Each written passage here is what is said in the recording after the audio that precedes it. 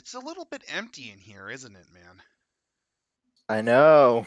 It's like everybody's dead.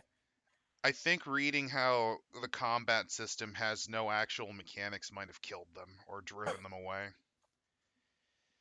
Or they're Anyway, oh, sim- or they're simply busy and couldn't be asked to show up. I know that Greg's at least watching Captain Marvel, so. Anyway, welcome back to another episode of Dice Scum. I'm Adam. And I'm Randall. Al, Biggie, and Greg could not show up due to a mixture of obligations, and I think it's just this system is maybe Sigmata does kill fascists, although I'm pretty sure we're not fascists, given that we don't really match the term unless the term fascist means anyone right of Mao. Last time we got stuffed by the fact that the mechanics for this entire system have no definitive crunch points. There is no actual mechanics. Chad Walker could not even be bothered to describe how initiative works. Figure it out yourselves, okay? Do I have to write everything? What am I, writing a game book or something? Don't forget how he expects the players to do most of the GMing for him unless they start fucking up. What, design the world? Lay out an adventure for players? No, no, they do that themselves. You're I the don't ones gotta that do shit. you're the ones that come up with the actual events that happen, you silly gooses. I'm just there to make sure that when you start failing, I can punish you because I hate every single person in the world, especially my dad. Fuck you, dad. So we have a basic outline of some of the stuff, and we're probably going to be skipping through a lot of it because it is painful. It's dense and boring and broken, but we've picked out some highlights. I think the first point we were going to discuss was ordnance, Well, correct? some of the ordinance, for totally for copyright reasons and not because Chad Walker can't write a book to save his fucking life. We're going to read ordinance to you and kind of reveal just how incompetent Chad Walker is at writing crunch. I will start off with the opening. With its focus on narrative outcomes, the Sigmata OS, which, if for those of you who are just catching in, that's just Chad Walker's fancy Dan way of saying system, does not go into much detail when it comes to the minutiae of firearms or military equipment. However, there are a few weapon systems worth describing because they can dramatically change the contours of a scene of combat. Translation: he could not be bothered to actually write up stats for his weapons. For number one, the Armored Personnel Carrier, APC. Um, an armored plated six wheeled figure designed to transport up to 8 combatants and their equipment safely through a war zone. They are typically fit with a machine gun that can be operated by someone standing in the hatch. APCs are disabled or destroyed if their exposure reaches 10 or more, but their exposure can only be increased by chemical lasers, machine guns, RPGs, or receiver subroutines, which we'll get into later in this episode since we're going to be skipping around quite a bit. Also, did you notice something, Randall, about how Chad just lied about not describing the equipment? Yeah. For sake of he's not going Mhm. he's not going into all the details like gas mileage or weight or whatever. So I guess that's what he determines minutia to be. While at the same time describing something that most anyone would know what it is. Also, in a I'm not even going to say competent book because even Raythulu does this, but most books would actually show pictures of some of the things you might run into. This would be a good time to have a Gavin assault vehicle or the Bradley if it was around in the mid 80s, just kind of show what you might face. It would also be nice to actually tell the person, well, how does exposure work, but Chad can't be fucked. So where was I? With the exception of the combatant operating its machine gun, the APC's crew and passengers cannot be targeted directly. nor can they attack. However, anyone inside the APC, the moment it is disabled or destroyed, immediately suffers 5 exposure, plus any exposure in excess of 10 that the APC suffered. Wait, so according to Chad, if you blow up if you disable, like if you just destroy the tires, like with a pipe bomb or something, the car it basically explodes and it kills everyone inside because remember, humans can only take up to 10 exposure before dying. It's GTA logic. You plink it with a pistol or something and it explodes and everyone inside burns to death. The Gavin or Bradley rolls upside down and you just instantly die because it explodes like a Ford Pinto. Uh, APC that is parked and opens its doors to deploy a fire team is considered a strong point. all Now, right. Chad helpfully does not actually say what a strong point is, or indeed point us out to the section of rules that describe strong points. So, another orphaned mechanic. Now let's go to the grenade, a hand thrown anti personnel bomb designed to inflict massive damage in spaces that cannot be easily reached with direct fire. That's a fairly decent definition of a grenade, so I'll give Chad that. He successfully defined grenade. Is ineffective against vehicles, so, throwing it at a truck or something doesn't do shit. But when used directly against personnel, a grenade applies exposure to two combatants or all combatants inside a strong point. Notice that he doesn't say the amount of exposure. Also, Chad did. I would give him a C minus because he forgot there are other types of grenades, such as Yeah, the CS gas. There's also the stinger grenades where it's just filled with like rubber balls that just hurt a lot when it yeah, explodes. flashbangs. And I think there is a high explosive type that's designed, if not to destroy vehicles, just to break open things. I think with the exposure, it's supposed to be like how you regularly apply exposure with the rolling system, whatever. Oh But God, why would you just force the GM to come up with most of the homebrew? but it doesn't say that, so Yeah, the raw for this game Walker. is the raw for this game can't even be described as raw. It's still part of the cow. So fuck the gunship. Let's look at what jammer units are. So it's a regime. Regime Oh, no, go on. Sorry. fire team composed of four Freedom First commandos equipped with chemical lasers, led by a regime aligned receiver. Jammer units are only deployed by the regime when the campaign has reached the imminent victory stage, which is covered later in this text. Oh my God, they Thank you, follow our Chad. they follow Dragon Ball Z boss logic. Like this is like so what you're saying is instead of Orange Man bad, it's Lord Frieza just being lazy again. He's just sending out the goons first and then, oh my, it's actually getting a bit serious. I might have to yeah. actually send in the help. Oh God! Imagine Lord Frieza on Twitter. We're I just gonna blow up Namek, and it's gonna be huge. I just destroyed a planet filled with filthy monkeys. I had a great day. uh, for now, just know the jammer units are the regime's last ditch effort to stop receivers when the signal can no longer be silenced.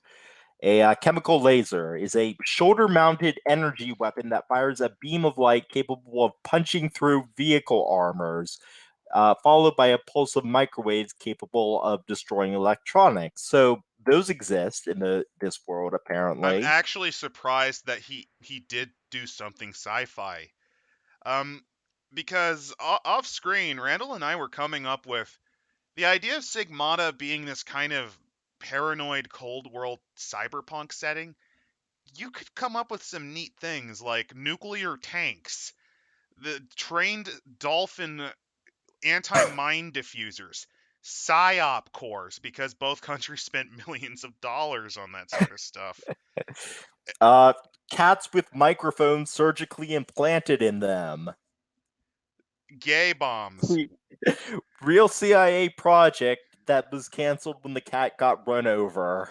Don't forget the gay bomb where they just basically laced laced like gas grenades with a shit ton of aphrodisiacs. Yeah, this is gonna be the height of Chad Walker's cyberpunk cool technology shit. It's a big stupid laser bazooka.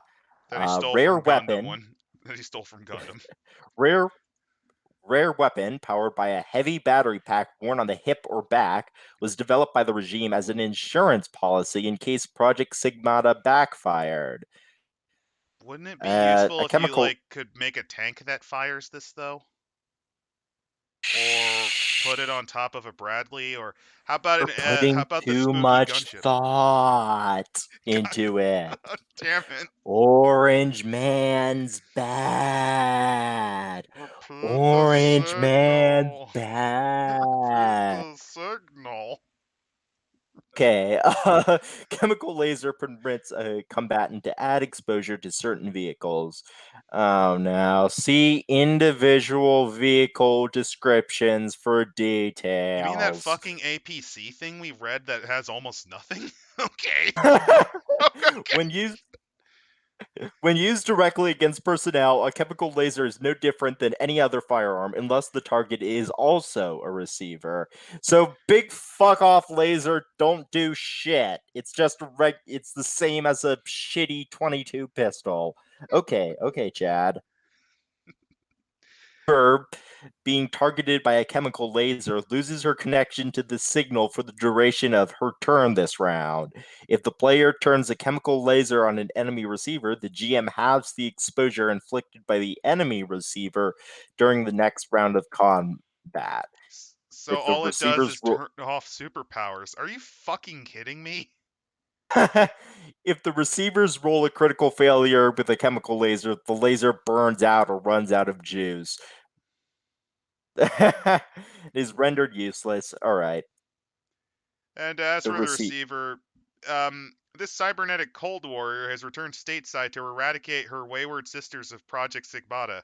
When the signal is up, an enemy receiver can sustain 40 exposure before being defeated, and uses her blade's subroutines and top of the line equipment to inflict 8 exposure on one receiver or 4 exposure on 2 receivers. This is the first time Chad has actually described the amount of damage that something does in this. She unleashes her ultimate subroutine the first time she begins a turn with 10 plus exposure and 30 plus exposure. It's literally he saw how video game bosses work. You know how enemies have desperation moves in certain, like, Yeah, especially things like Diablo or Dawn of War 2? That's Dark Souls. Dark Souls especially. What a wow. 16, that's basically an insta kill To on a one human. Yeah. receiver or 16 exposure to. No, even on magical gay cyborgs, that is likely an insta kill unless you're rolling well. It really is impressive to see how kill crazy Chad is. Oh, hey, machine guns. Is there any stats on what it does in terms of exposure? No. Nope, RPG. Why would the US be using RPGs? That's a Soviet thing.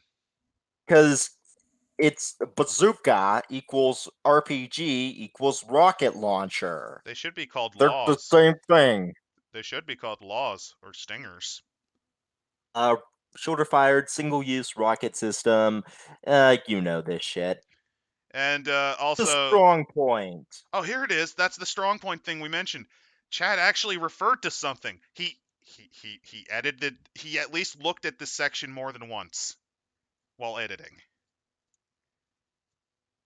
Everybody give a clap for Chad. He edited. He got above double digits in terms of this being a test. He's now at 12%. A fortified position, such as a concrete pillbox, a guard post surrounded by a wall of sandbags, a heavily armored vehicle, blah, blah, blah. Sealman advantageous vantage point. Enemy combatants inside a He's, strong point, or using it what? Or using a what is colons? what is basic sentence structure? Automatically reduce their exposure by 2 at the beginning of each round. Receivers inside a strong point double their successes when using the regroup Fun tactic. fact, he's treating it like a video game. This is if you've ever played things like Age of Empires or Rise of Nations. This is like if you move your army units into say your barracks or your towers to essentially garrison, which heals them. That's literally what they do. That's what a strong point is. It is a healing box for the bad men. This is Tank. embarrassing. 70 tons. Really going into the minutia there, Chad. Treaded Exactly armor. 70 tons. Actually, wait, Randall, you're more of the military man than I am, but aren't tanks a lot lighter than 70 tons? I don't know, honestly. Let me look it up. I'm just wondering because 70 tons, this sounds like something that you'd see Adolf Hitler make. Continue to read. I'm just looking All right. something up. So, 70-ton treaded armor vehicle fit with a massive cannon turret that should have been the laser, operated by a crew of 4 engineers. No, Chad, it's usually a driver slash commander, radio man, loader, although most have auto. It doesn't matter. None of this matters. They are typically fit with a machine gun that can be operated by someone standing in the hatch. Tanks are immobilized if their exposure reaches 10 or more, but their exposure can only be increased by chemical lasers, RPGs, or receiver subroutines. Or you could just blow out the treads. You know, that's actually how in Iraq we lost some M1 Abrams. They just kind of lost their treads, and that made them inoperable. And speaking of M1 Abrams, they're about 60 short tons. Okay, so he's not entirely wrong then. I was just wondering. Let's So see. we're at the with the exception of the engineer. Uh, cannot be targeted directly, nor can they attack. An immobilized tank is still operational, and its crew is unharmed, but it cannot move anymore. Thank you for clarifying that an immobilized thing cannot move anymore. Also, if that's the case, wouldn't IEDs actually cause you to be able to mobilize it by blowing out a tread? I guess. Chad, why didn't you include that? That's actually how we lost tanks during Desert Storm, dude. That's a valid insurgency method, but that would require research That feeling and when shed. some random fat asshole knows more about ethical terrorism than the man who studied ethical terrorists while not unofficially supporting terrorists, allegedly. Right. Tank's cannon can be fired every other round, destroying outright any ground vehicle, environmental structure, or strong point it targets. Anyone inside the target suffers 10 exposure, and anyone nearby the target suffers 5 So, exposure. so tanks also are explained. Receivers and tanks are the only way for the. So essentially, when Biggie does run his game, the only thing he will be throwing at us, besides possibly Zaku 2s, are tanks and receivers because they're the only things that tell him how much damage they do and Oh, how much damage they take. don't forget tear gas, which increases exposure by of all actors by 1 at the start of each round. Wait, if you're a gay robot, how does this hurt you? Um, because shut up. Because shut up. I say so. I think that's enough ordnance. Where else do we want to jump? I'm not doing it to duck out. Actually, I totally am. But also, just Go to 108 evasion. oh wait, there's the combat sheet that actually has no explanation on how it works on page 104 too. Look at that. I think you're right in that your characters can only take up to 10 exposure, but enemies can take 4 times that. uh, no, they're still taking 10. Little checks on those. Oh, is it in the threats area right down there? Yeah, yeah. I like how none of this actually explains how it works. Just shut up. I don't got to explain. What is rookie? How is that a weapon? Uh, I think those are like I think those are supposed to be like a group of dumbass mall cops or something. Oh, so what happens is I think the GM just makes up what they do on the spot. Wow. I think yeah, yeah, that's That's how it's explained. So like the fist there is supposed to be like a group of the Freedom First guys. The other one is one that's gotten killed because he got to 10 exposure. The fist with the machine gun is over there. The rookie. Oh, those numbers are the exposure that they give when they're targeting somebody.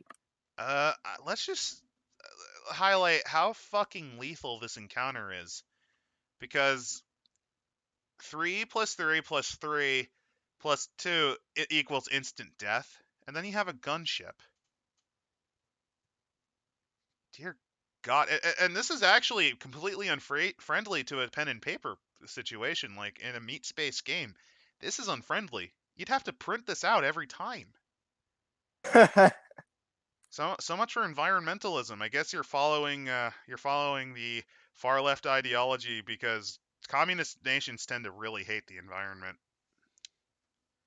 Environment. We make it better. We make lake radioactive now. We make lakes so radioactive you die if you swim in it for more than an hour. I think it doesn't that lake also glow a bit from Cherenkov radiation. Uh, I don't know, but honestly, I wouldn't be surprised. Oh God. Something something combat scene. Outcomes over body counts. Worthy adversaries. So Chad believes that players will let recurring encounters come back. Wait. I just caught something in the worthy adversaries.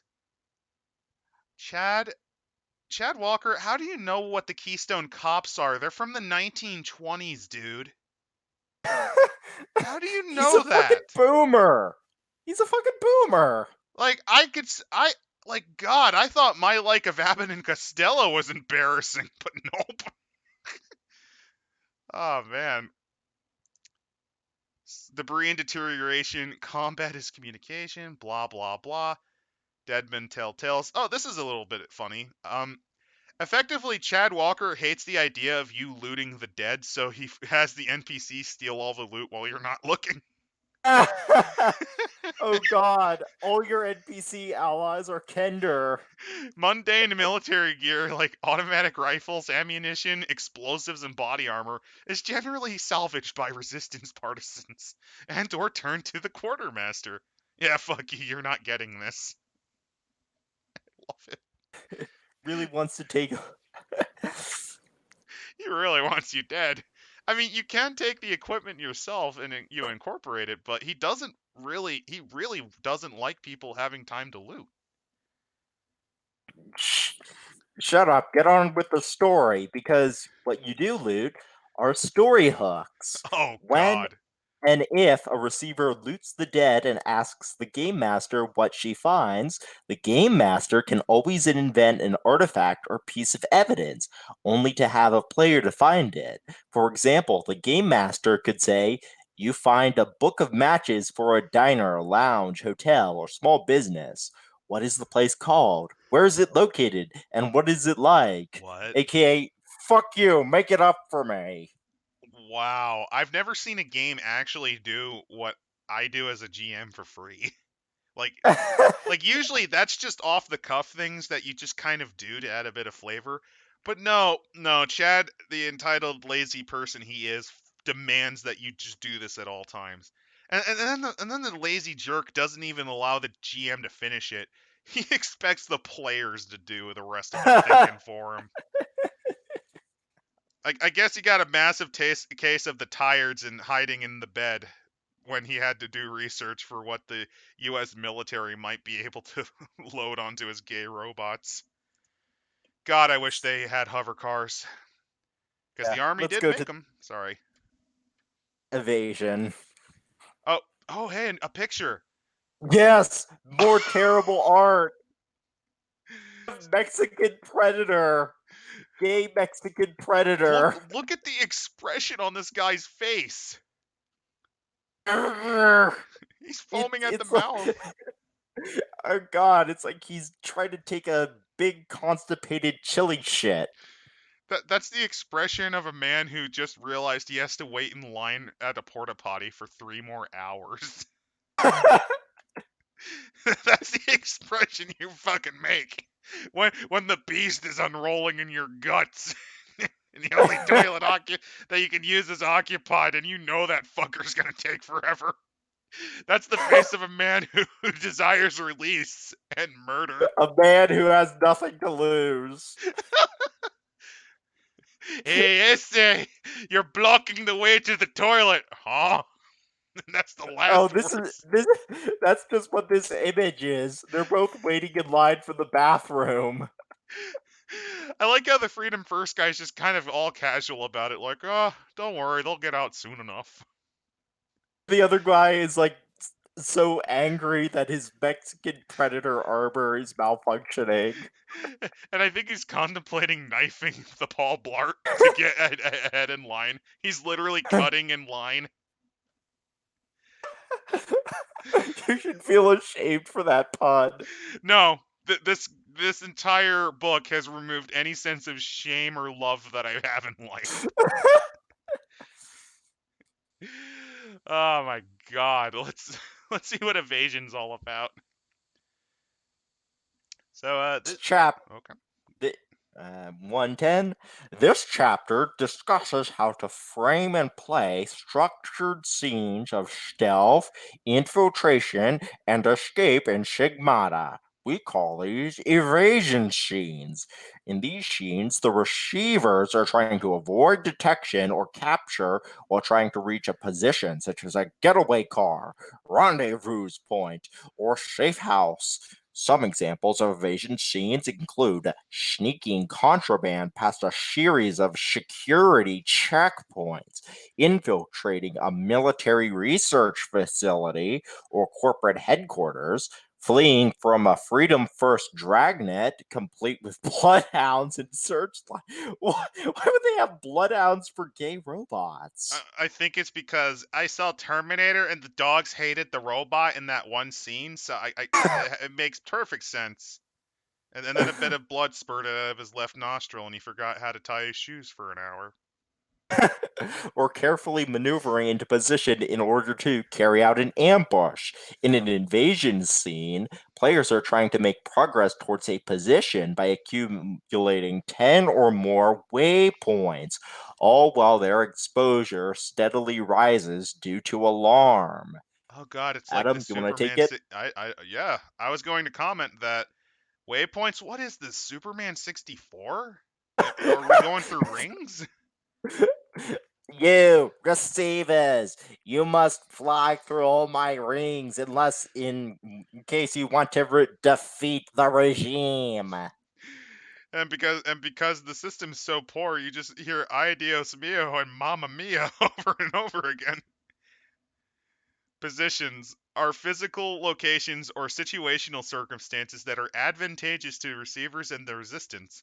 A position could be a point of escape, such as a helicopter or sewer access, a rendezvous point from which to prepare for the next phase of an operation, such as a resistance safe house near a regime internment camp, or a oh god, I'm getting bored. Or a set of tactical outcomes, such as silently neutralizing all sentries and bloody fucking blah. That is when. Hey, want to know how to make it even more boring? Points track the receiver progress towards arriving at the position. More waypoints or receivers. The way more waypoints a receivers Oh, I didn't accumulates. catch that. My brain was just turned off. Wow. Good editing, Chad Walker. Good editing. You know, The it's closer almost like this was your first draft. You hack. Depending on the complexity and blah blah blah, a receiver may have to accumulate between 10 and 20 waypoints individually to do so. All right. If you want me And to boring it up, don't worry. I have a way. By go the way, ahead. fun fact, this is based on the storyteller system for extended checks for an event or a project that you sometimes do. Nice job, Chad. So anyway, alarm represents the overall level of security alertness, security controls, environmental hazards, and pursuer doggedness that permeates an evasion scene. The higher the alarm, the more likely it is that one or more of the receivers will make a critical mistake, stumbling through a security motion sensor, getting spotted by a patrolling sentry, or even being cornered and captured by those chasing after her.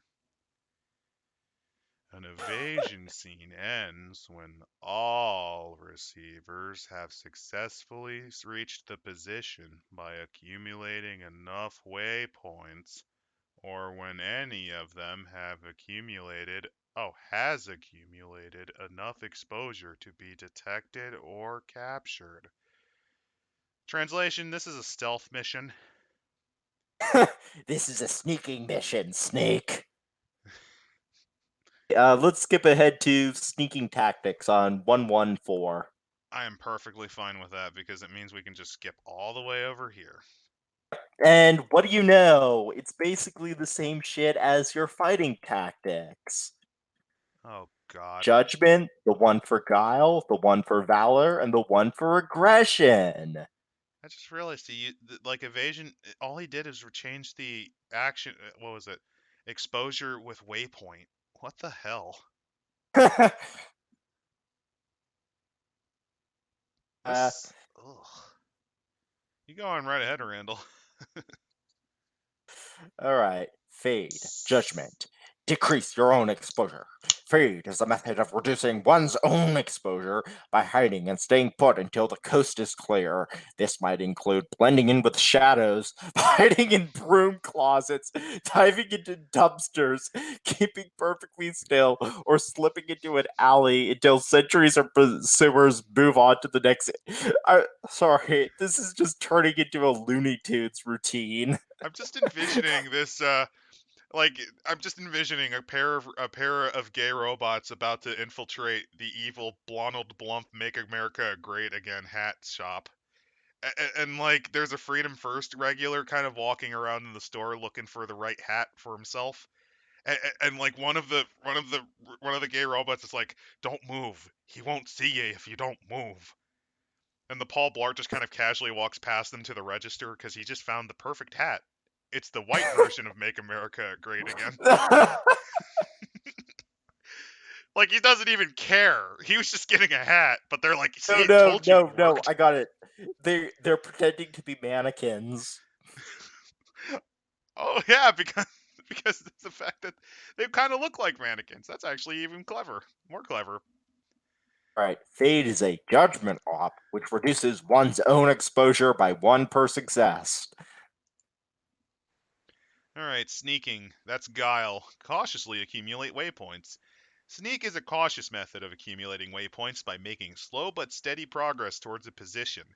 This might include tiptoeing silently, belly crawling behind cover, picking locks, disabling security controls, doing basic things that any spy movie could ever possibly do. Oh wait, scaling fire ladders, shuffling through ducts, maneuvering out of the view of surveillance cameras, and keeping a steady pace in the face of mounting fatigue. Sneak is a guile op which generates one waypoint per success. Deny, valor, decrease an ally's exposure. Deny is a method of reducing an ally's exposure by creating distractions, acting as a lookout for sneaking allies, or throwing soda cans to get somebody to go down away from you. I was This thinking might just include. playing Ghost of Capitalist Radio's cans.wav on like a Walkman. No, no, you tape up the Loud Negroes Rainbow Road remix and just hide it in a dumpster and run off. Uh, this might include waving someone through when the coast is clear, creating a horrible racket that draws sentries away from comrades, or kicking over a trash can to make a pursuer stumble. Die is a Valor op, which reduces an ally's exposure by one per success. I'm almost now just envisioning, since one of the characters I know that's going to be played in the future session is basically obsessed with Nintendo games. I'm just envisioning that their version of the deny is just the banana peel power up from Super Mario Kart. No, he goes around. He walks around everywhere with pockets full of old banana peels, and he just throws them behind him. Or he just gets like a random turtle shell and then screams, oh, what was it? I think it's the green shells that you can send off, whatever. He just throws a turtle at him. Anyway, Rush. Aggression. You recklessly accumulate waypoints. It really seems like Chad punishes the obvious approach, it looks like. Rush is a reckless method of accumulating waypoints by moving as fast as possible and taking enormous risks for potentially enormous payoffs. This might include smashing through obstacles, making a mad dash between distant points of cover, or bursting from the shadows to close in on a target before they have time to call out for help. Rush is an aggression op which generates 5 waypoints plus 1 waypoint per success while increasing one's own exposure by 5. And remember, you lose the game at 10, so Yeah, it seems that Chad Walker hates aggression. think we're good enough for set Delph. Good. Definitely good enough for stealth, unless there's anything in here that might be interesting. Want to check out the evasion sheet on 118?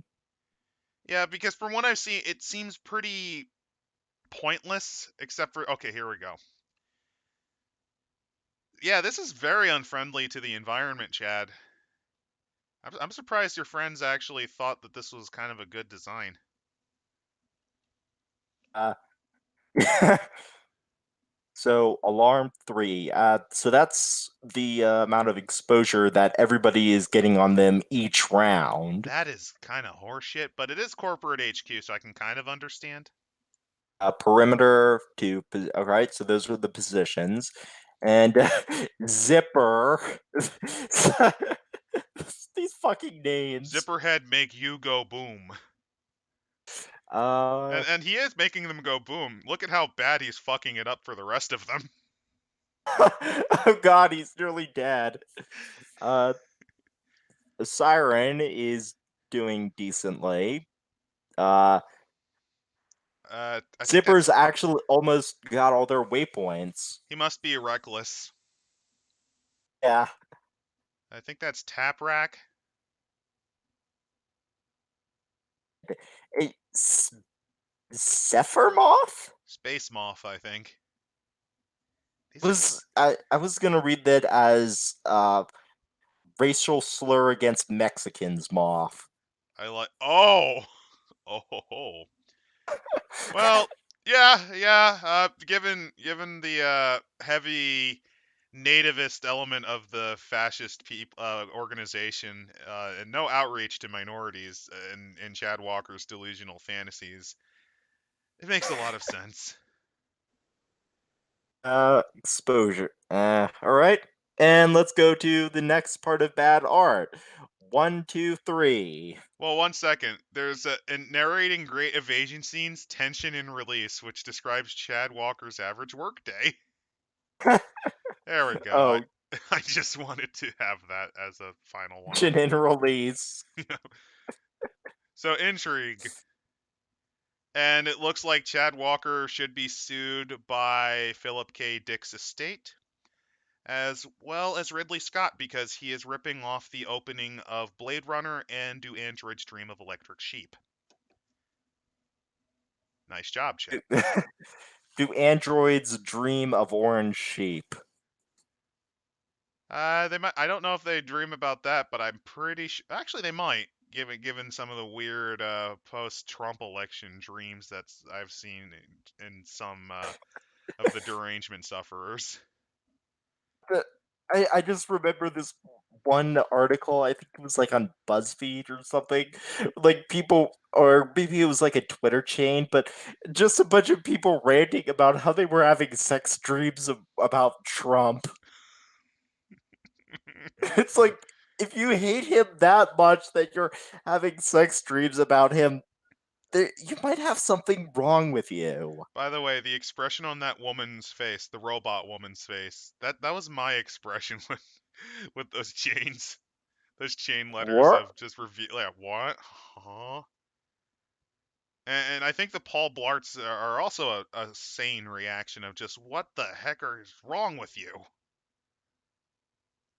Well, that one, the Paul Blart near the door, looks kind of into it. Yes.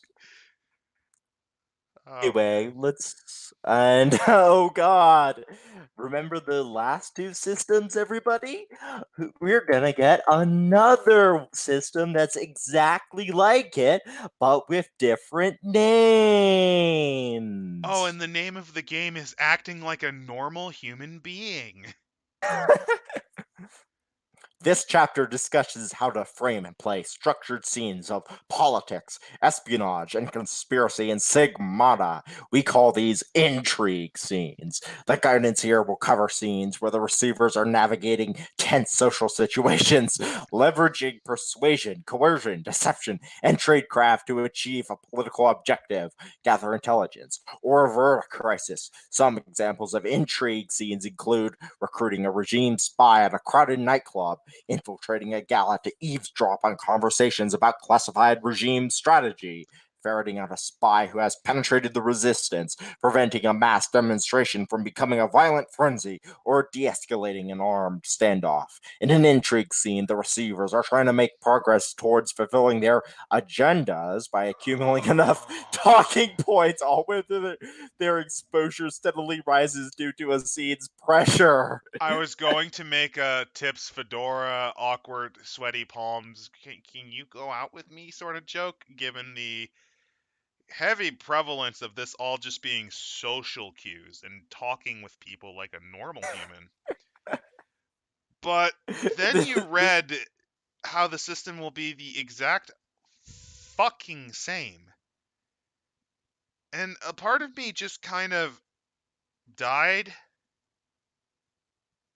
It's gone so now. And I you know, don't think I'll get it there's back. be said about a unified game system in an RPG, like a D20 mechanic and whatnot in D&D third edition. But this isn't one of them because the basic mechanic is awful. Yeah, that is the core. It's just very rapid. Basically, what Chad Walker's trying to do is in the storyteller system in, say, Vampire the Requiem or the original Masquerade.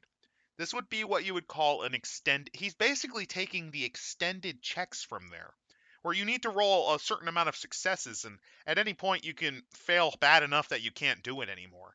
And he's turning that into the game. Like, to him, those extended successes are the only way to play, at least based on what we're reading. And that's just disgusting because it completely ignores how a good portion of it is just you go around, you learn, you play as your character, you run into weird things, you investigate, and it's you don't need to roll for all of that. You only need to if there's a chance of failure. That's why the storytelling system works. No, no, you need your dice stat and your guile stats and whatnot when talking to. Oh god, this is how Chad Walker dates, isn't it? Like he has his own character sheet at like a bar or something.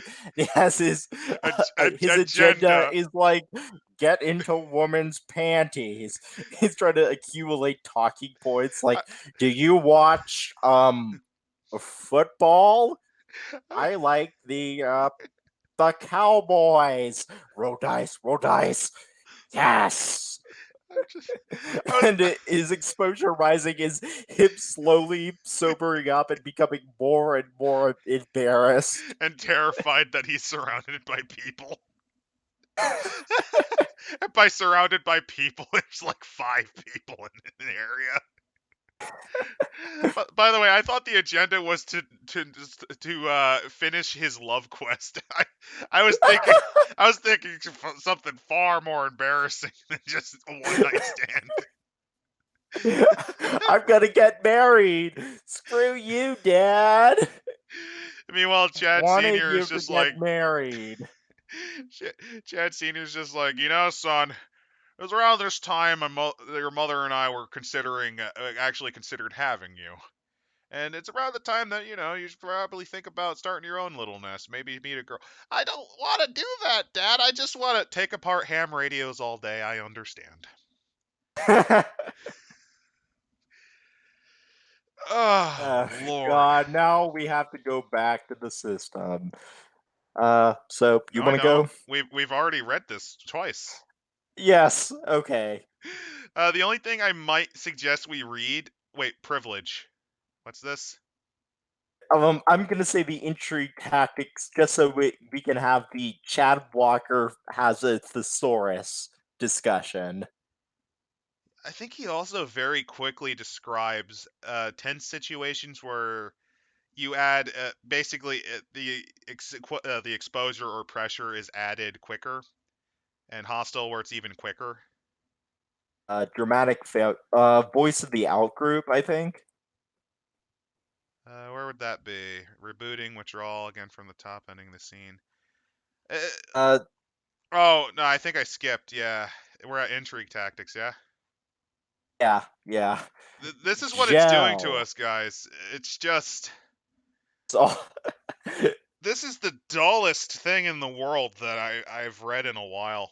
And I've been reading through Complete Warrior, and that is mostly just variations of this class hit this way, this class punched that way.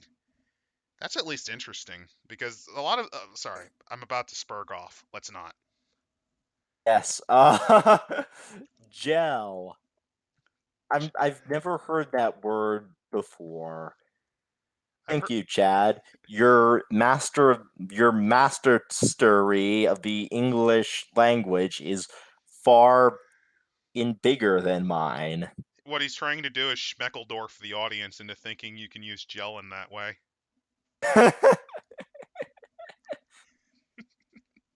Snoop, Support and support. confront. Uh, the same shit on the last two systems, but with new names because Chad Walker has a thesaurus. And he basically could just take the second half of every time he's written the tactics and just reuse them without even caring. He could just control F or that's the Control search, right? X, no, Control C, Control V, copy pasta. Oh man. It- Let's go to 136. yep, skipping through all this trash, all this trash, all this trash. Oh, wait, the intrigue sheet. So let's see who is Gotta the show most that. socially awkward. Kligner. Cleaner. I love the idea that he's just like he's sweating horribly, tips fedora, hands completely perspiring, just uh, absolutely desperate. Sever Moth is doing pretty bad. Now I'm just imagining like a Sephiroth as a moth. I'm, that No actually more. no, It's that would be an interesting character to play in a D20 system. like a giant moth with a stupid ass large katana thingy, One and ragged his moth wing. wing, the other one missing. No, I was going to say that his moth wings are just black, so it's like his stupid trench coat. And he just glued another moth wing on top of like his left shoulder. uh, yeah, so Surin is doing pretty well. I'm surprised Zipper isn't screwing up. Gather a posse, so gather a lynch mob. Pull away the fist, which is something I think Chad only does on a Saturday. No, he's only seen that in porn. Oh. And last but not least, halt the Nazi march, which I have okay. So basically, a lynch mob to beat up some Nazis. Got it. And let's go to But show fascias. and before we Show do, take it fascism. all in. Take it all in. More of Chad Walker's repressed sexuality coming through. Oh dear God, there's a good section here. Show fascism. Don't be fascist. Sigmata's Uh, America is a political dystopia where bigotry is a form of patriotism, but it does not give license to the GM or anyone at the table to perpetrate bigotry in the name of role playing. How dare you get into a character's head? Instead of relying on NPCs repeating slurs and stereotypes, the GM should show the societal consequences of bigotry in as much detail as the table is comfortable with, i.e., to shame them. Immigrant and indigenous families are forcefully shattered, with spouses split up and children snatched from their parents. People of color, which is actually more racist than just calling them black, by the way, particularly African Americans, are accosted at every step, forced to prove that they are one of the good ones before being allowed to get service at a bar, shop without being stalked by security, or survive a traffic stop by the Freedom First. Soldiers terrified of their every move. Transgender people don't officially exist in the eyes of the state, and it perpetrates their erasure at the hands of murderous mobs. So, like what remember Iran does? Oh no, no. In Iran, Iran likes the trannies. It's Oh the gays yeah. that they don't like, and they force gays to undergo a sex change because they'd rather you be a transsexual woman than a gay man for some reason. So essentially, for some reason, the U.S. is on par with more regional. Donda. I would say, yeah, Uganda, because even Latin America, you don't care really. Just don't bring it up. They don't care. So like yeah, so in this world, President Blonald Blump goes to one of his fireside chats and tells, "All right, folks, get your torches and pitchforks. It's time for another transsexual lynching." Now, what I'm going to say as I'm building the wall is that we are reaching that point where America is definitely getting great. And to celebrate that, I want every one of you, to get the hugest and most powerful of your shotguns and torches, and then you just go out into you go out to the streets and just find people that need to be reminded on why they should be sent back home. Because America is for America, and we're going to make it great again by kicking them out. This is what Chad Walker actually believes.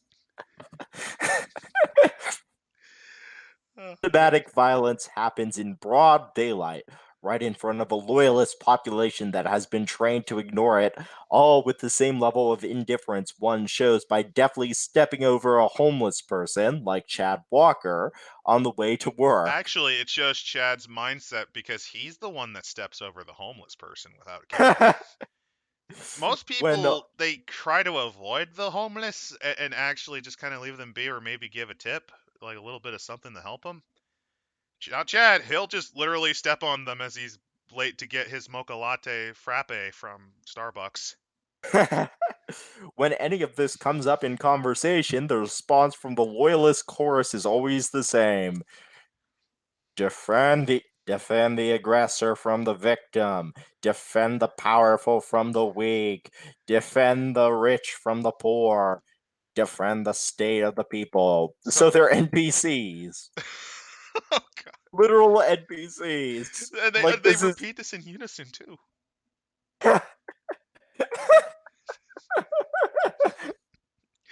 This is reading and and the different colored. I like that Chad actually knows enough to do in block quotation and then also knows how to color text because now it just kind of looks like an escaped maniac's manifesto. Yes, it's all true. I just realized it now. The the television in front of me. It's CNN. CNN. They're with Orange Man because they keep talking about him. And I know this because every morning I have dreams and realize that he's the one at fault for my life.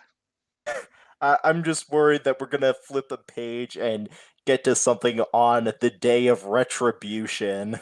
Well, we do have the gift of death. Oh yeah. This is just gift of the stranger bullshit where nobody real recognizes you because We reasons. stole this from Werewolf. I'm not a hack. And I think that's it for intrigue.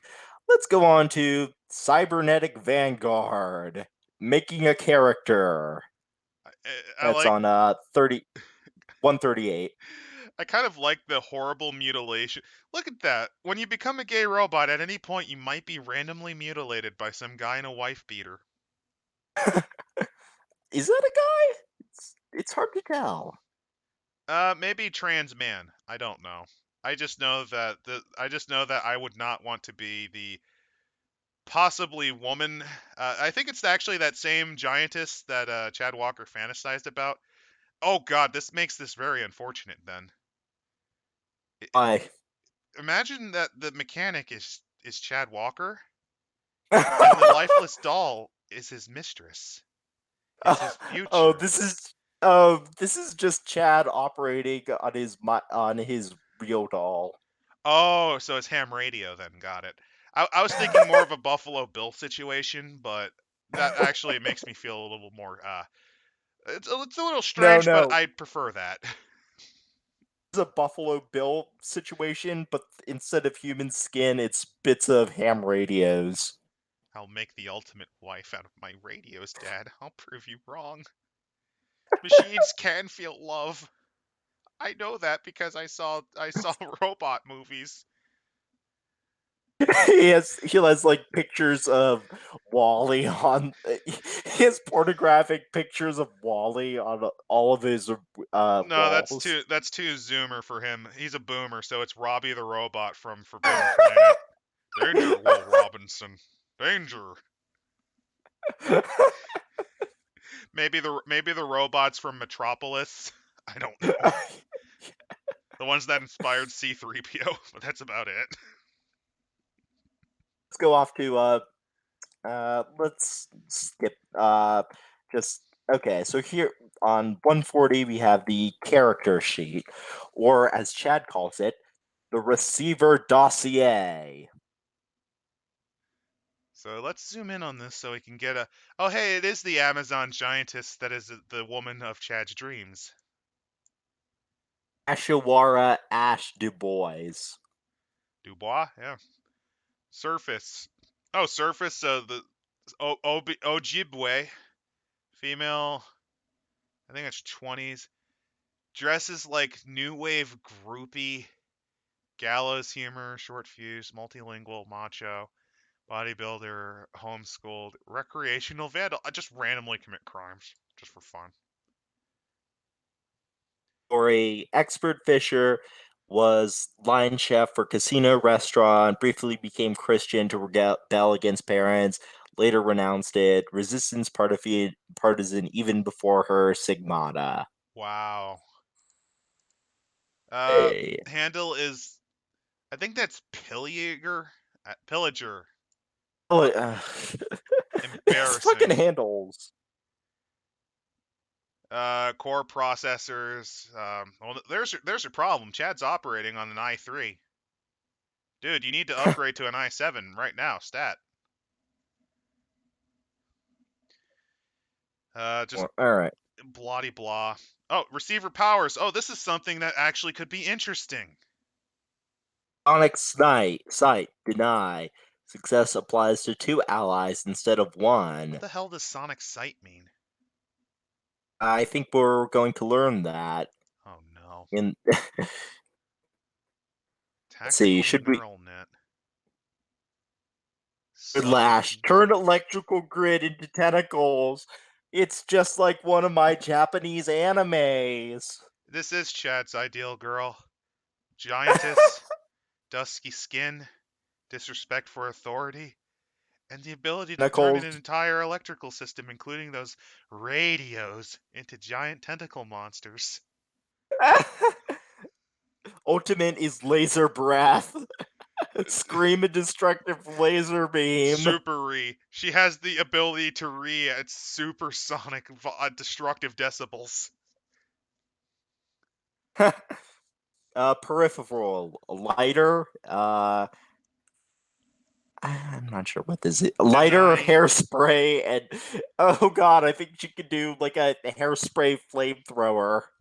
Don't you love the radical skateboard? Even though skater culture wasn't a thing until the 90s, dude! I'm Chad She's gonna. Walker. I'm totally hip with the kids! Oh god, no, no, she's gonna try to bum rush the guard on a skateboard. Skate, Like, she's gonna be like skateboard with skating down the street, dual welding Uzis. dual wielding The flamethrower hairspray bottles like that. If you've ever seen Mystery Men, you know the greaser gang with the weird hair that have the flamethrower hairsprays. It's like she that, has like the backwards cap and like the stupid gold chains, like everything wrong with the 90s. but in 1986, the era of He-Man, the Brady Bunch, and Ronald Reagan. Oh my god! And don't you love how you have to know intimately what the tactics are? Oh god, yes you do. As This, intimate as this system can get. oh lord. Okay, so wanna read through the yeah, this should be easy. We'll read through how to make a character. All right, so let's start off with. Select Yep, go. Sorry. Oh, I'm going to. Okay. it. Select a name and So handle. Your receiver has a real name as well as an elite sounding handle. It's literally elite speak, you dummy. Such as Angel, Cerebrus, Cerberus, Drake, Shiva, or Wrecker. I'm getting angry that I actually know how to do elite speak again. Thank you, Chad Walker. That only her closest allies know. Don't get too caught up in getting either of them just right because both names and handles can be changed. Oh, man. Define a surface. Your receiver's surface is essentially the first impression that most people have about her when they first meet her, or any time she is leveraging the gift of death.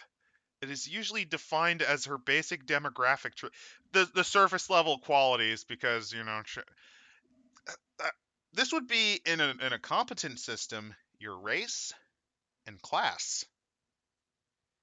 But because of how Chad Walker wrote it, it is now hideously racist. Because you have to include their age, race, gender, orientation, and social class. So not only is it racist, it is also classist. This supporter of the left wing agenda clearly does not like Marx. no, no. You see, it's not any of those because they matter in this fascist hellhole. Because if you're a poor person or a brown person, it's off to the camps with you. Noteworthy style are physical features, fashion choice, body type, or gait. This is basically how to write a bad fan fiction as done by a teenage girl. No, I'm not joking. If you ever read like any fan fiction from like Oh, a I teenage, know. this is My so. name is Darkness Dementia Ebony Way. I have black hair and I dress like On fuck. top of that, this is actually I think how Maradona was made. Oh Maradonian. God. Like I think this was the strategy. So define a story. Your receiver's story is composed of the experiences, beliefs, interests, quirks, desires, and fears that comprise her true self, the identity that can only be seen by those capable of looking beyond her surface, typically because she has permitted them to do so. The elements that make up her story define who she is, what makes her happy, what struggles she has endured, and what she is willing or unwilling to do to achieve her goals. So this is basically personality and history being combined together awkwardly. To a story because Chad Walker has a thesaurus.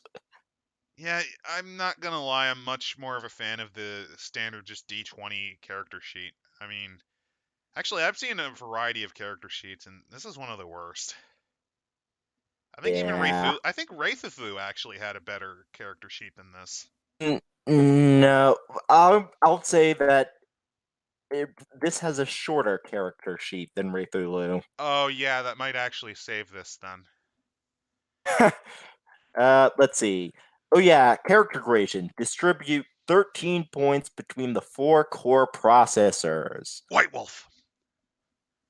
Core processor must receive at least 1 point, and no core processor may receive more than 5 points. Storyteller You've system. already Sorry. already been introduced to the core processors and have an idea of how they influence scenes.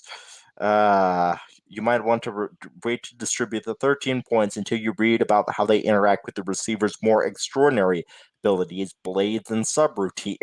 Blades! Oh no. Oh god.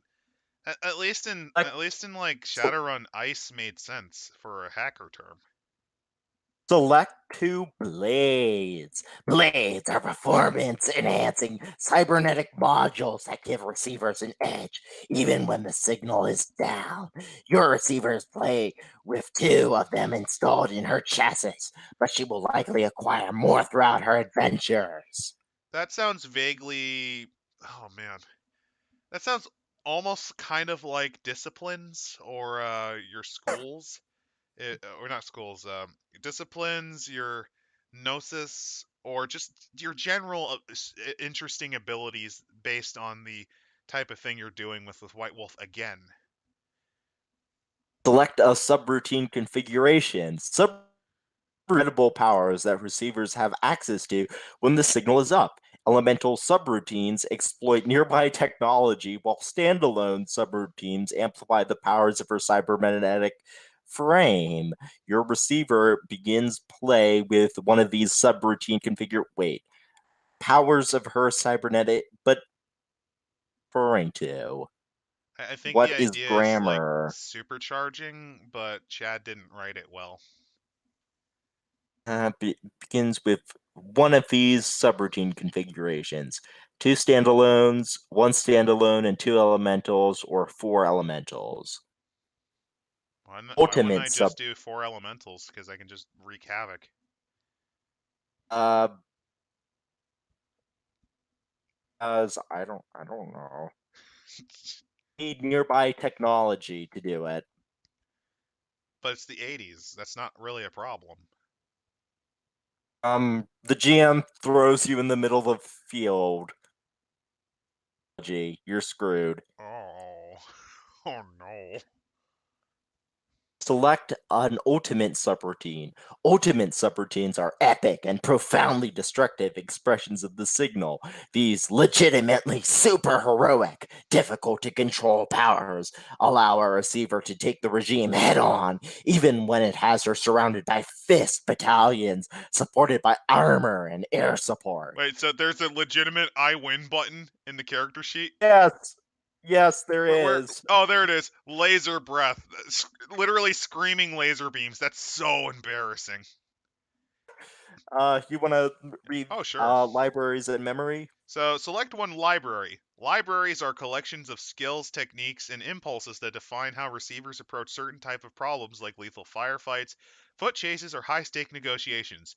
In a sane world, these would be called your skills. Your receiver, being completely insane as a gay robot, only begins play with one skill. I mean, library.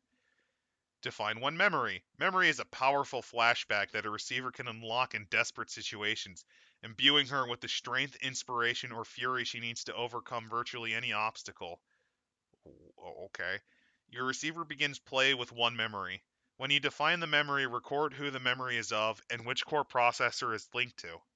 So I think this is like the anime thing where the hero is about to get his shit squished in and then he like remembers a promise or just like a memory or something that just drives them to go beyond their normal boundaries to get better. I Uh, think this is legitimately something he pulled from an anime. You're when you read on, you'll discover, yes, it is exactly that. Oh no. Peripherals. Peripherals are the tools, weapons, useful pieces of equipment, or items of sentimental value that grant receivers a small but significant advantage when trying to execute a tactic. Your receiver begins play with three peripherals. When you define each peripheral, record what kind of object, accessory, or research each peripheral is, and what combat, evasion, or intrigue tactic it augments. So basically, that that character. So her three most important things are a cigarette lighter, some hairspray, and a skateboard.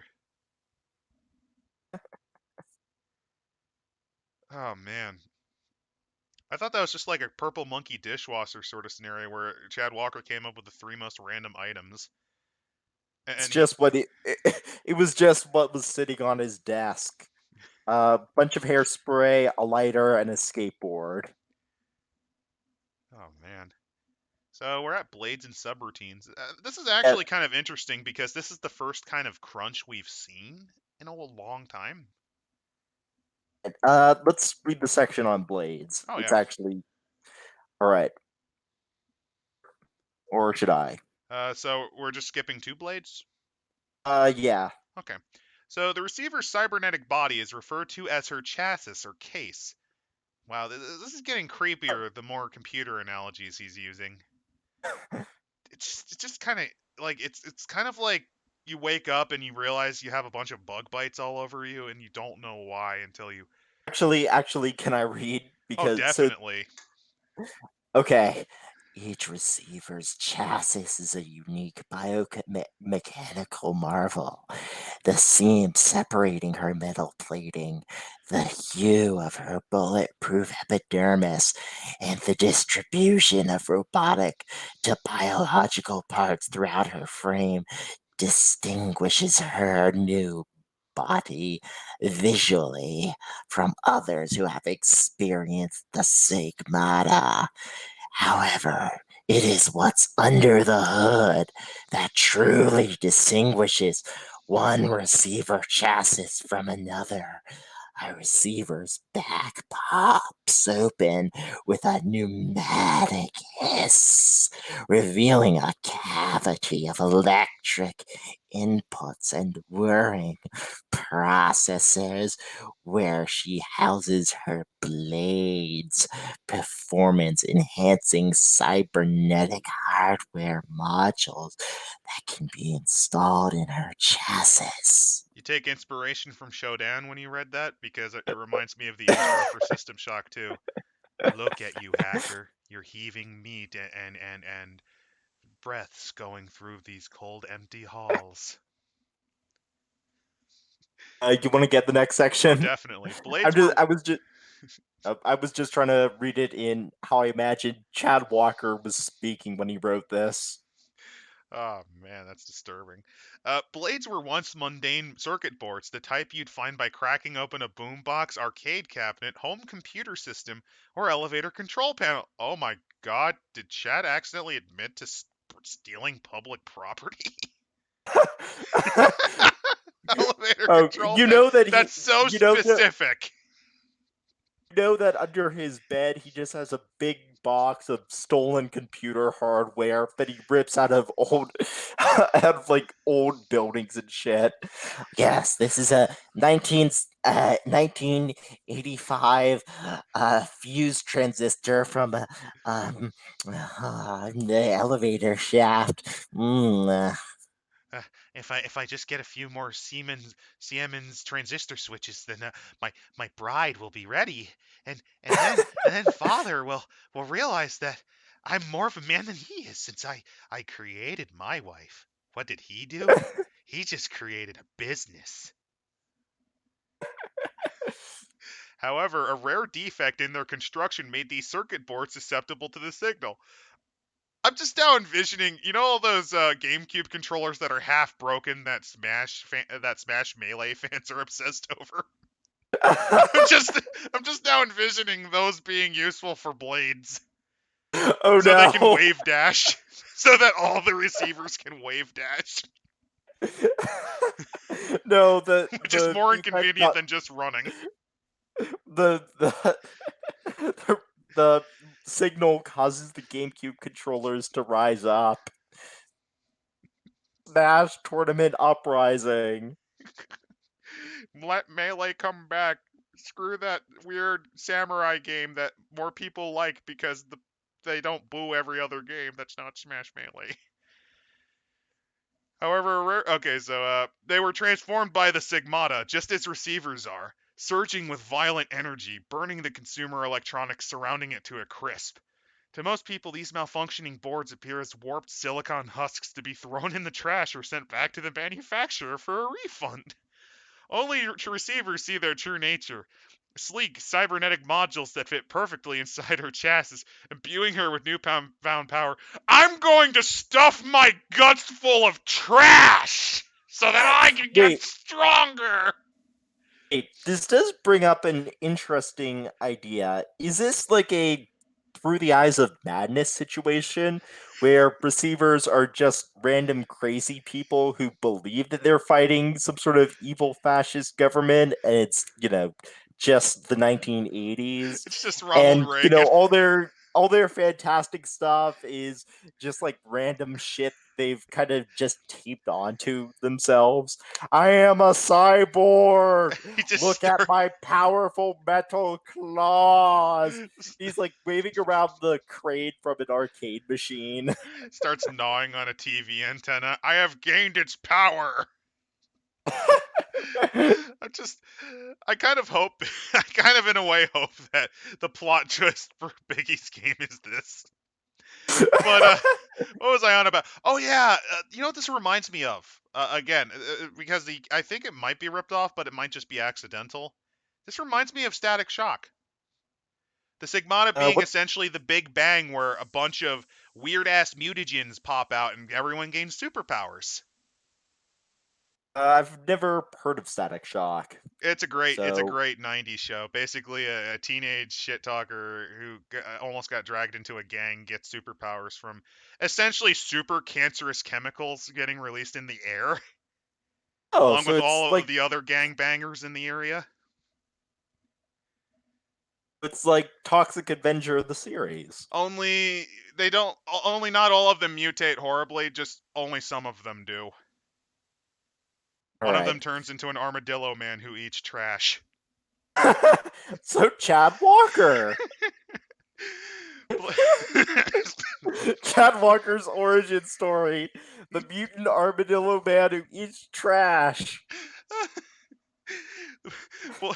Blades change the calculus of tactics selection during scenes of combat. Oh my god. Evasion or intrigue. They make a receiver particularly adept at performing specific tactics or dealing with certain types of threats and complications.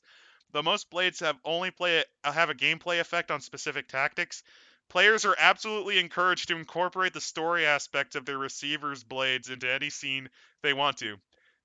For example, the Ghost Mesh blade that makes the receiver partially invisible only has a mechanical effect during evasion scenes, but a player can incorporate partial invisibility into the stories she tells about her receiver during a firefight or a social exchange. So I guess the angry man who's about to explode in his pants because the bathroom's stuffed up has the Ghost Mesh. Uh, Let's read about combat blades. oh yeah. Siege mat. Oh, we're getting actual crunch. Siege mash. This blade causes a receiver's flesh to rapidly generate extra layers of hardened cybernetic plating that breaks away upon impact and regenerates seconds later. During combat scene, she automatically reduces her exposure by one at the start of each I round. think that's actually one of the Bang Babies from Static Shock. There's a character named Hyde that has superhumanly thick skin. Huh. Tracer Step. This blade causes a receiver to project blurry after images of herself as she dashes from point to point on the battlefield, making it extremely difficult to anticipate her movements or lead her with small arms fire. When she uses the flank tactic, she reduces her own exposure by 1 point for every two successes rolled, rounding down. So basically DBZ after images. All right, Aegis Eye. It predicts and displays the visual telemetry of a firefight in a receiver's field of vision. including past, current, and future vectors for projectiles and moving bodies. So it's apparently an oracle or something. It's basically, you know, the naval fire control computers that anticipate where a shell will Yeah, land. yeah. Basically, you have that in your brain now. When she uses the suppress tactic, her successes apply to two allies instead of one. So, for example, if she gets one success, she can reduce the exposure of two allies by 1 point. Bunker morph. This blade causes the plates and panels of a receiver's cybernetic flesh to fold out and form a Ugh. phalanx of overlapping bulletproof plate. Oh God, you pull a thing. You pull a thing. John Carpenter's The Thing. That's what I was thinking too. Chad Walker's the thing. This is the worst remake of Who Goes There I've ever seen. It's an additional success anytime she uses the regroup tactic, so long as she rolled one or more successes total. This additional success counts towards processing subroutines. What? I have no idea because this he doesn't explain what processing subroutines are. Let's see. Force points, tactical neural net. Um, Force points is interesting. This blade reconfigures a receiver's limbs and joints to house retractable He weaponry, is such as ripping off ripping. Static Shock. That's Shiv's power from that show. What's next? Am I going to see Ebon's power or Shadow Man bullshit? His brother, the um, Rubber Band Man?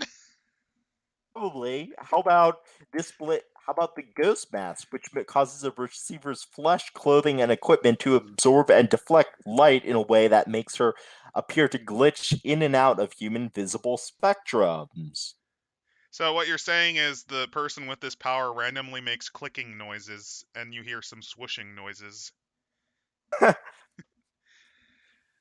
Chameleon camo allows the receiver to instantly coat her flesh, clothing, and equipment with a photoreactive liquid metal. Oh, you're pulling Terminator 2 shit. So wait, how is he able to shapeform? Polymimetic liquid alloy. Huh? Liquid metal. It assumes the color and texture of her surroundings. It T1000. is. What a hack fraud. She gains an additional success anytime she uses the fade tactic, so long as she rolled one or more successes total. This additional success counts towards processing subroutines. The two that you skipped, by the way, is Daredevil's power and just Silent Footsteps, which is just a ninja thing. Right, you want to read some? Oh, I definitely. actually, the cat got into my room and The, the now she can't get out. the cat has gained mute gyros. So anyway, gravity spurs. This blade reconfigures a receiver's limbs and joints to house retractable hooks, pitons, and pulleys, enabling her to execute gravity-defying maneuvers such as running up walls or crawling across ceilings. Basically, Chad Walker saw the Bionic Commando remake game and said, "I want that." When she uses the rush tactic, she is permitted to change the +5 bonus. Wait, there's an actual crunch number there. A +5 bonus. We're making history here, folks. And matching penalty to any lower number declared before making the op. So, for example, instead of the rush adding 5 waypoints while incurring 5 exposure, she could decide on adding 3 waypoints while incurring 3 exposure. Basically, bionic arm! Bionic leg. Yeah, I'm thinking bionic commando. Navigation. Navigational neural Hmm. net. So this blade builds a mental model of an operational environment, calculates optimal paths of ingress and egress, and then transmits these optimal paths to other receivers via an undetectable radiological pulse. Translation: that thingy from Prometheus that geologist done used to get the ship to know what the temple looked like. Things. Intrigue blades. Any Oh, yeah, go ahead. sorry about that. Uh, This blade causes a receiver's flesh to shimmer with micro patterns of visible light that are so rapid and subtle they are imperceptible to the conscious eye, but pulse in a manner that calms the lizard brain of those who look upon her. Oh I God, so wish reptile people were a thing in this setting. That'd be so beautiful. they might be. I would We that would don't know actually be yet. neat. That no, that's too cool. That's not happening. Oh, unless somebody just pulls it out. Like in the final showdown, we have Blonald Blump. He like grabs his face, rips it off, and there's a lizard person. Like, do you think I'm the only one? Oh, We have you're thinking like infiltrated your society for thousands of years. Mwahaha. so I was thinking more like they live. Yeah, that'd be a Sorry, good one too. But snake uh, eyes. What's these do? The blade causes minute fractals of light in a receiver's irises to swirl in a hypnotic pattern that results in subconscious pacifying effect in the subject she makes direct eye contact with. Hey, remember that snake from the Jungle Book that can hypnotize kids? yeah, You can and do that there's like power. thousands of deviants on deviant art who make fetish art of it, Yeah, because they were children when they saw it and it fucked up their sexuality. I think it might have screwed up Chad a bit too because he literally named it Snake Eyes after Ka the snake.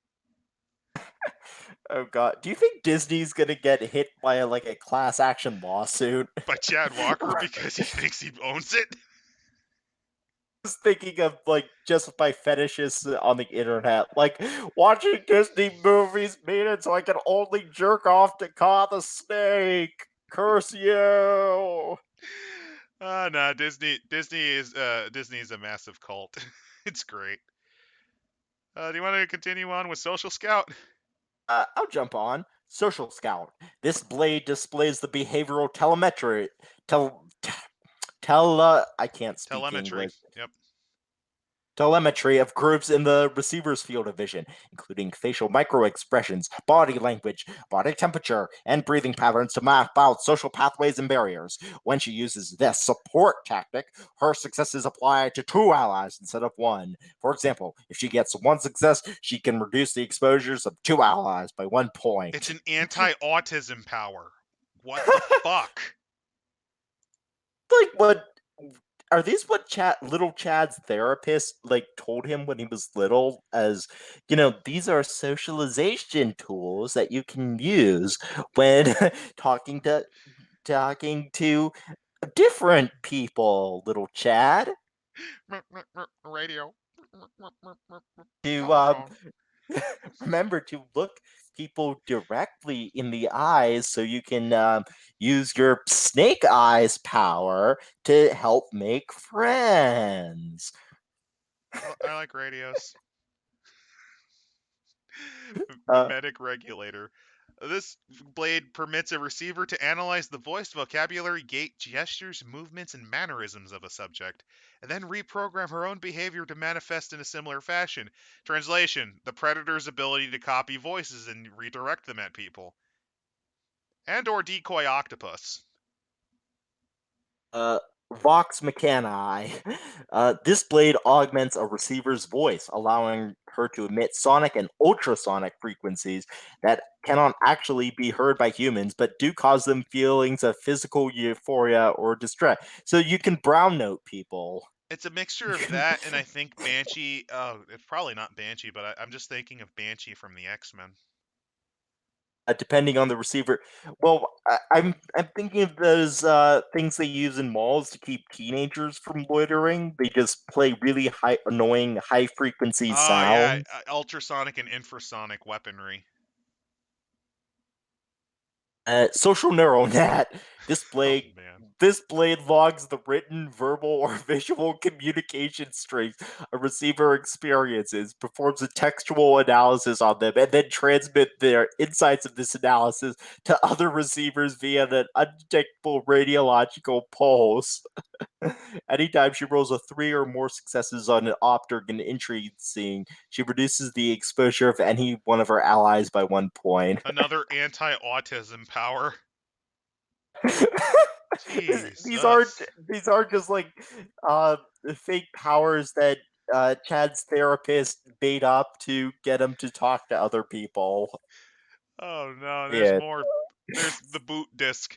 This blade processes a single subroutine of a receiver's choice at the very beginning of a scene, making it immediately available for execution so long as the signal is up. The boot disk is not tied to a specific subroutine. The receiver chooses which subroutine to process at the start of each scene. Error handling. This blade controls a sensor array configured to detect sudden and severe mechanical stress and instantly respond by executing context-sensitive emergency maneuvers. Anytime a receiver with this blade accumulates 10 or more exposures, she instantly processes a subroutine. Um, Reminds me of artificial new type from Gundam. There was basic. There's like I'm thinking of a computer system that basically used the learning computer. That's what I'm thinking of. Hmm. The RX-78 Gundam had a thing that basically it allowed other pilots to kind of learn how to pilot by just letting it do the things that Amuro did to live. Ah, I the don't. I've never watched Gundam, so all this is over my head. ETL module. This blade performs a one-way transformation of radiological energy, permitting the receiver to process a subroutine associated with the core processor different from the core process that kicked off the processing. Oh, so basically get another thing to so basically when you're using one of your magical skill things, you tie it to another of your attributes it instead of the just attribute it's usually tied to. this is basically the Build. equivalent of weapons finesse for those of you who play Dungeons and Dragons 3.5, but written in the least understandable way possible. This is dry as dirt scientific journal written by a hack level of writing.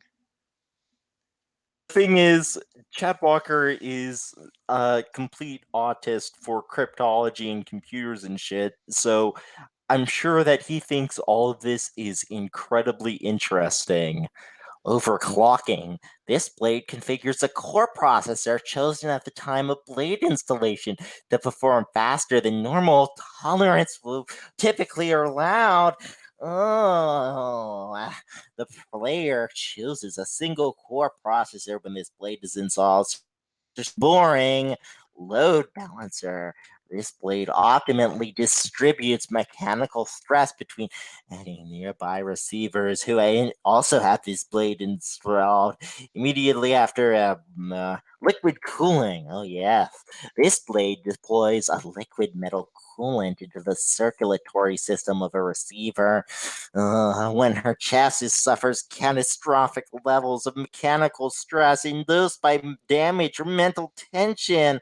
Uh, I'm just he's using computer terms, and that's probably where he got it from.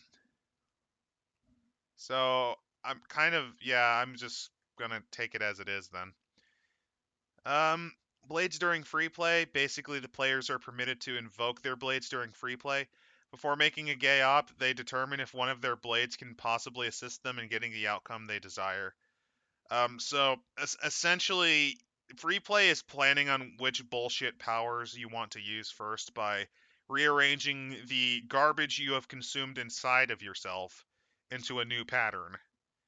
So you need someone to rip open your back and then kind of jiggle the thingies inside you without causing catastrophic damage. I'm just imagining that repairman in that the picture we saw accidentally poking the wrong the wrong junction inside the person, and the and Chad's dream girl's arm just starts convulsing randomly. Signal snares. A blade has its uses even when it is not installed in a receiver's chassis, and the regime has made good use of them. A blade within proximity of the begins to vibrate, glow incandescent, and generate intense heat, making for a natural. Okay, so basically they're bullshit sensors. On top of that, apparently it causes hideous agony because look at the look at this gay robot crawling out of the TV like he's about to attack on Titan something. Oh God, he kind of looks like Hugh Jackman. Hugh Jackman, if he realized that he got screwed out of all of the money he made as Wolverine. He's like he's bursting out of like the computer in like the Marvel executives lounge. I will kill all of you. He's like charging at Kevin Feige with his robo arms. He even has Wolverine claws. Look at the fucking bottom. Look Oh at fuck, he does. He does.